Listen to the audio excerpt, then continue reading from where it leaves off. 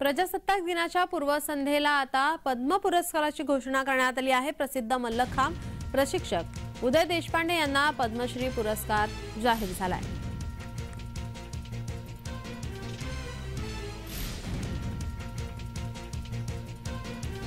आपल्यासोबत मल्लखांब प्रशिक्षक उदय देशपांडे हे फोनलाइन वरून जोडलेले आहेत। सर, जय महाराष्ट्राकडून आपल्याला अभिनंदन।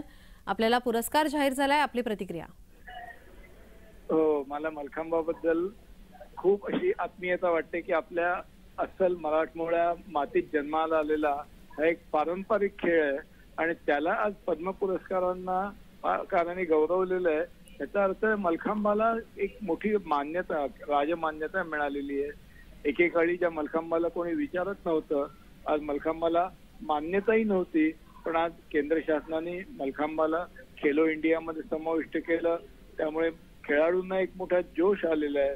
त्याच्या स्पर्धा ज्या होतात त्याच्यामध्ये राष्ट्रीय विजेत्यांना दरमहा 10,000 अशी वर्षाला 1,20,000ची शिष्यवृत्ती सुरू झालेली आहे आणि कमीत कमी वेळामध्ये शरीराच्या प्रत्येक भागाला जास्तीत जास्त व्यायाम देणारा हा जो एक जगातला एकमेव क्रीडा प्रकार आहे, तो प्रकार आता निश्चितपणे भारतामध्ये खूप वेगाने फोफावू लागेल।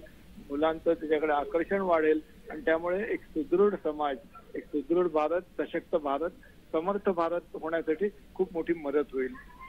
नव्या पिढीला, नव्या तरुणांसाठी या खेळामध्ये सहभागी होण्यासाठी किंवा त्यांनी याच्यामध्ये आकर्षित होण्यासाठी तुम्ही त्यांना काय आवाहन कराल? मी त्यांना एवढंच सांगेन की कुठल्याही खेळामध्ये ज्या मूलभूत शारीरिक कुवती लागतात, ज्याच्यामध्ये strength, stamina, speed, endurance, flexibility, neuromuscular coordination, balance, confidence, courage, या सगळ्या ॲबिलिटीज मल्लखांबावरती वाढवल्या जाऊ शकतात।